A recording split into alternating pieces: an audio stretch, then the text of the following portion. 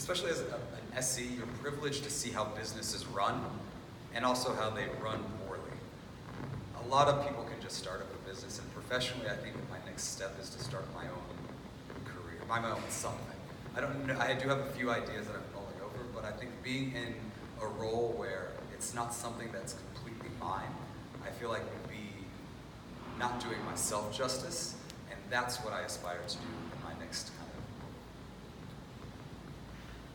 I think if I had to put a title on it, it would be a COO or CEO, but it could be anything. I like operations a lot. I like developing people a lot. I like owning my own destiny a lot.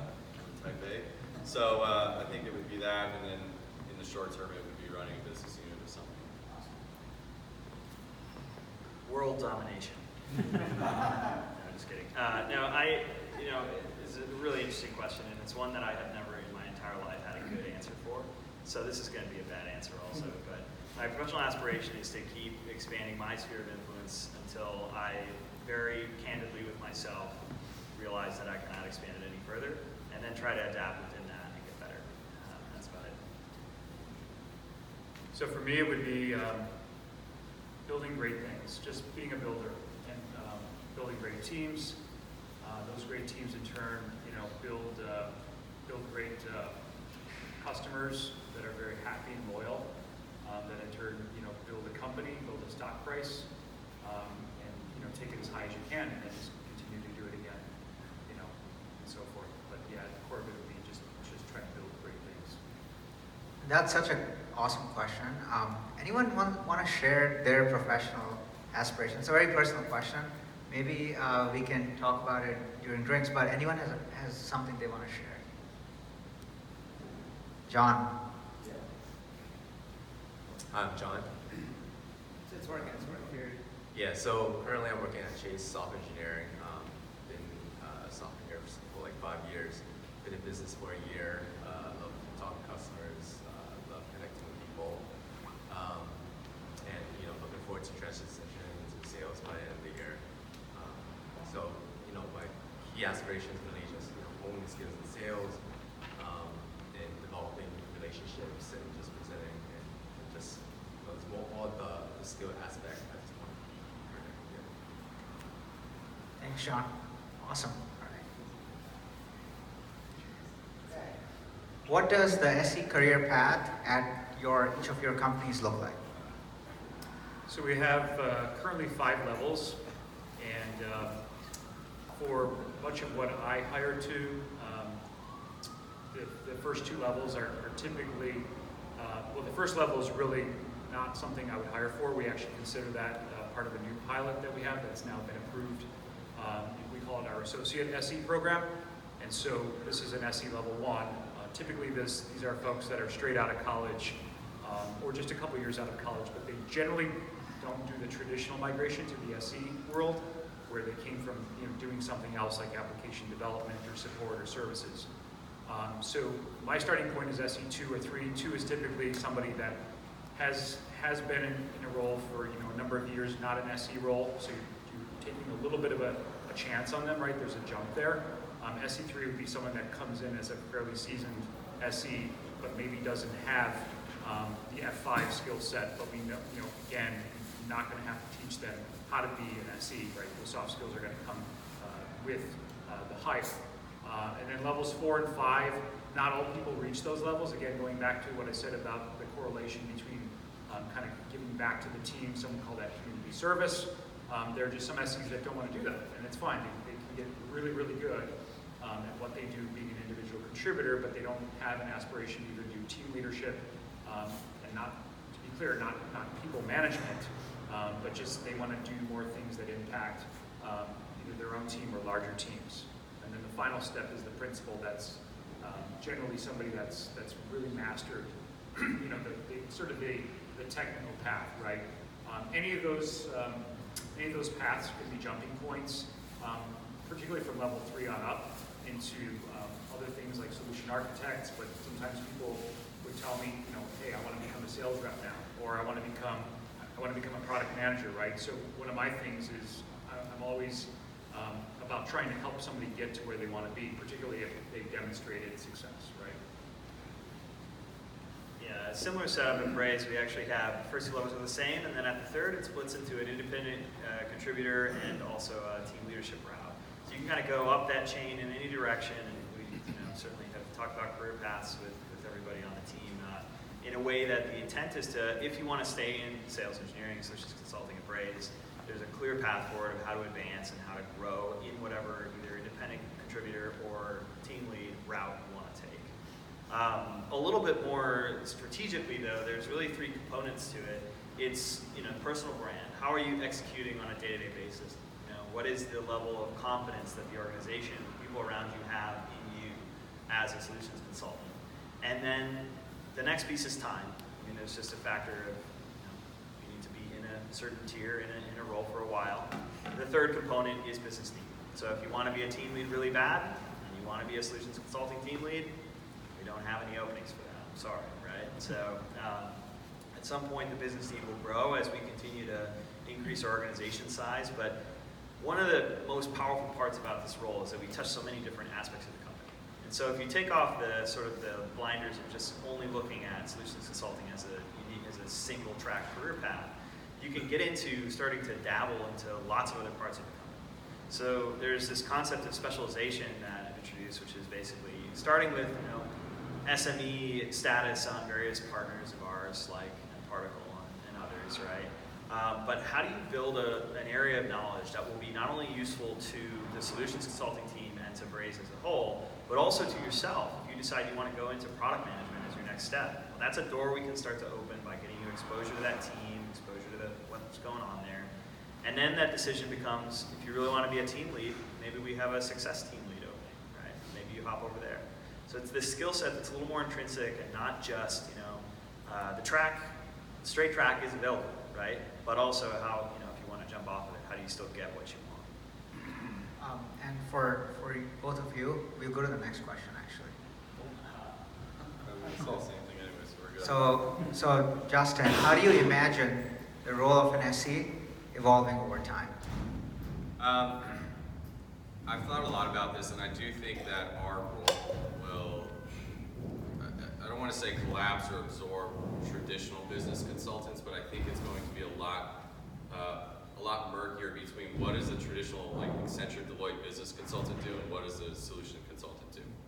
So much of what we do in the world today is driven by tech and providing thoughtful, comprehensive solutions to a particular problem that I don't think we're going to see as much of a divisive split, because I can't tell you how many times my team will walk into a deal and we're expected to provide thought leadership on how they should be aligning the people in their process, which is great. I hire people who can think that way, but we have no material to support that. So I think that will start to collapse, in the next 10 to 15 years.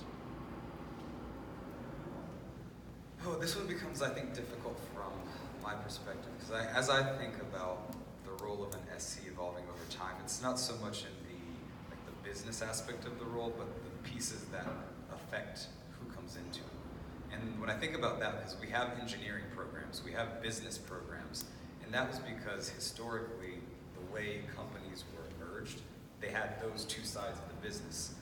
I think now, the merging of tech and really how it's going to take over in the next 10 to 15 years, I think education will change, and there might be hybrid type programs where an SC might come in and they might be studying something that's more specific to that kind of role as an undergrad. So they kind of identify, because this is what happens in Europe, you identify what you want to do kind of before you even go to college, then you go through that. And I can see that role of an SC changing over time, and that you have a little bit more of an understanding of the background of what you want to do. And now that you're being more of a consultant role, because I see an SE really just being a consultant in that sales position, now you can go from having the proper background, immediately getting into a role where you can provide value, and then start moving into more of a specific role where you can actually take ownership of something, where that might be something like a CPO, or like a product officer, or a CDO, or somebody that is just managing emerging technologies at a large company, because you've seen so much of a different spectrum of types of services, types of vendors. You're just exposed to more, as opposed to being just nuanced to one part of the technology. Awesome. That's it, guys. We want to make sure that we don't really hold everyone too long. Closing thoughts. Thank you for coming here. We just want to open up to everyone. Do you guys have any questions that SE managers or us SEs or sales folks can answer and help anyone? What you heard, or it doesn't matter. If you have anything on your mind, any question. Open mic. Open mic. Okay. Yes. Perfect. Thank you. What advice would you give to somebody who is currently in a sales role, looking to transition to an SE role, but maybe doesn't have interested in product, but maybe doesn't have like the technical skills that a lot of the like job postings are asking for? Go to school. Flatiron School. Google, grow with Google. The General Assembly. Like there's so many places, like online, you can take a free class. Like I don't, and especially as like someone that's been hiring for technical roles and getting a lot of non-technical backgrounded candidates, I don't care that you don't have the technical background. Show me that you can figure it out. Google's a big place, the internet's a big place. If you can type it in, if you can show me, I figured out this part and I got stuck here, that shows me that you can go that much further, and then I can take you the rest of the way. And so just taking that little bit of initiative and like get to a free program, learn some of those skills, because like that initiative speaks so much louder than you actually having skills. Because sometimes people have skills and they have bad skills. So all four of you have said they are hiring. I'm sorry. I'm Marco. I'm from Stripe, and all four of you have said that you're hiring, and I feel like probably a lot of the people here have the same issue. Like, where do you go? Where do you find people? Like, what's your source for hiring? Frankly, it's Slack channel, our Slack channel. no, it's your network. I mean, I've been hiring actively for the last 4 years. The first 2 years were very barren. So it is doing more of this stuff, finding more people that you can connect with if you're in a model that has a co-sell with a partner, like a larger tech partner, meet your peers. We do this all the time with Microsoft or SAP or even Salesforce sometimes, like meeting our peers in that regard. How does that allow us to connect the dots? Because that's the best way you're going to learn. I'll just add that I've done a lot of LinkedIn reach outs, just personal LinkedIn reach outs, not like any kind of batch and blast type of thing, right? Very one-to-one in the spirit of praise, right? And that has, recently been effective. When we had only 90 employees when I started, that was not effective. But now that we have a little more of a name, a little bit more of a force in the market, it works quite well. Yeah, I think company brand's a big thing, right? If your company's generally doing well, it's easier, and the reverse is true. But what I would say is always be thinking about hiring, whether you have the need or not. Start building relationship, especially if you don't have positions open, because everyone hears it referred to as building your bench. And I use LinkedIn. I use LinkedIn Recruiter. I do a lot of stuff myself when it comes to filtering, building templates. I look at what people are following. Sometimes I look at their activity if it's something that's exciting to the role I'm or the need I have. I look at that. I also look at the intersection of first degree contacts I have with the person, right? So that I can maybe get maybe an informal or unofficial reference, right? And I could kind of talk to that person about, hey, what do you think about this person, right? How do you know them? How have you worked with them? I just find that relying just strictly on recruiters, that's not been an easy road for me. All right, we're gonna do last two questions. I just want to add, if you're looking for a job, this is a really good place. every manager's like, hey, I'm gonna come to your meetup, but I'm trying to recruit. Come January, I'll probably have to add like 3 or 4 more people, and Exactly. have those roles filled before they even hit the market, even better. So the best advice would be make friends with more than one of those managers, and then ask them, like, get 2 offers, kind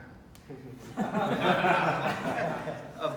But just meet them, know their product, understand which product speaks to you more, right? Because as an SE, your job every day is to passionately sell that. If you're not trustworthy, you're not going to be able to sell it. And if you're not convinced yourself, it's going to be really hard to convince anyone else. So try the product out and see who you want to reach out to. And we are here to help, all right?